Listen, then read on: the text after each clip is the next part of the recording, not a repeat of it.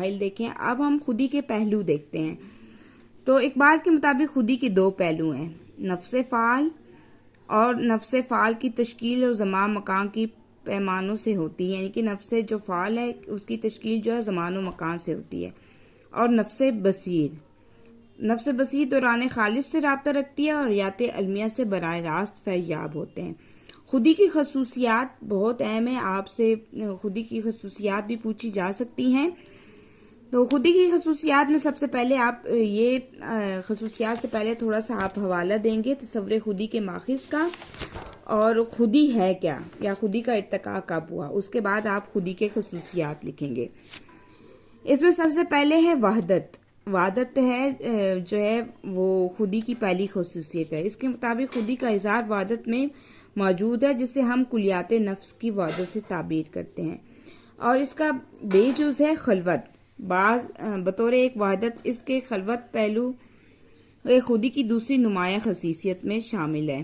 اس کے مطابق ہر خودی اپنی ایک الگ حیثیت ہے، کیفیات نفس کا ہی بے مثل ربط باہمی، جس کا اظہار ہم لفظ میں حرکت سے کرتے ہیں۔ اور اس کا تیسرا جو پہلو ہے وہ ہے ہدایت کاری۔ علامہ اقبال نے وحدت اور خلوت کے بعد جس خاصیت پر زور دیا اس کی ہدایت کاری۔ اس سلسلے میں علامہ اقبال کہتے ہیں، میری شخصیت کا یہ مطلب نہیں ہے کہ آپ مجھے شے سمجھے، میں شے نہیں ہوں، عمل ہوں۔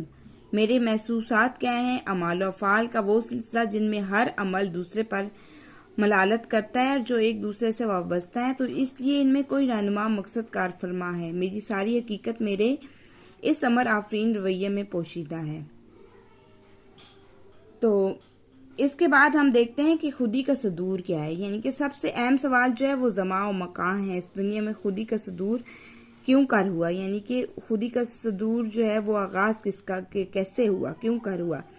اس کا جواب یہ ہے کہ اس کی نشو و نما نظام جسمانی کی کمتر خودی کی وہ بستی ہے جس کے اندر سے ایک عمیق تر خودی عمل کرتی ہے اور اس عمل کا موقع دیتی ہے کہ اپنے محسوسات و حرکات کو ایک باقاعدہ وحدت میں جگہ دے۔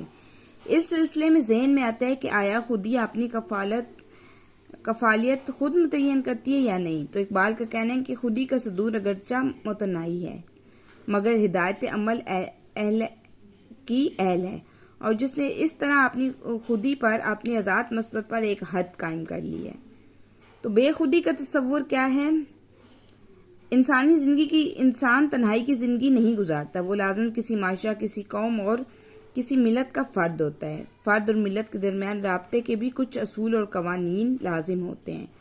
اسی رابطے کو اقبال نے بے خودی سے تعبیر کیا ہے۔ اس رابطے کو واضح کرنے کے لیے اقبال نے تصوف کی ایک مشہور اصطلاح استعمال کی ہے کہ فارسی اور اردو کے صوفی شعراء نے نفس انسانی کو قطرے سے اور ذات ازدی کو دریا سے تشبیہ دی ہے۔ ان کا یہ عقیدہ رہا ہے کہ عشرت قطرہ ہے، دریا میں فنا ہو جانا۔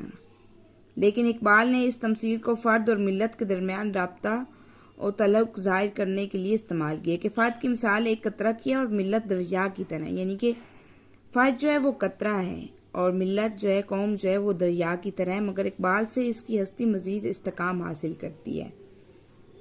تو یہاں آپ شاعر اس سے خودی سے ریلیٹڈ آپ کوئی بھی اشعار جو ہے ان کا حوالہ دے سکتے ہیں۔ جب انفرادی خودی تربیت کے مراحل سے گزر چکی ہے تو ایک اجتماعی خودی کو تشکیل دیتے ہیں، یعنی کہ جب انسان انفرادی طور پر اپنی خودی پر قابو پا لیتا ہے اور خود کو پہچان لیتا ہے، پھر وہ اجتماعیت کی طرف آتا ہے۔ یہ اجتماعی خودی مربوط ہو جانے کے بعد اپنی جگہ پر افراد کے انفرادی اور خودی کے تحفظ اور استحکام کے وسائل پیدا کرتی ہے۔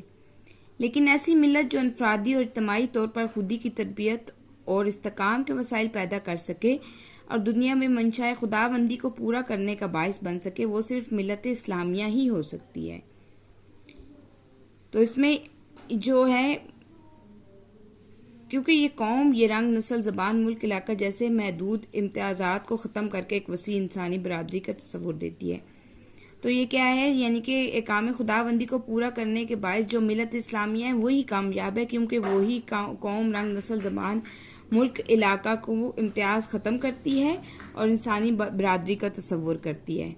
تو یہاں پر علامہ اقبال کہتے ہیں قوموں کے لیے موت ہے مرکز سے جدائی، ہو صاحب مرکز تو خودی کیا ہے خدائی۔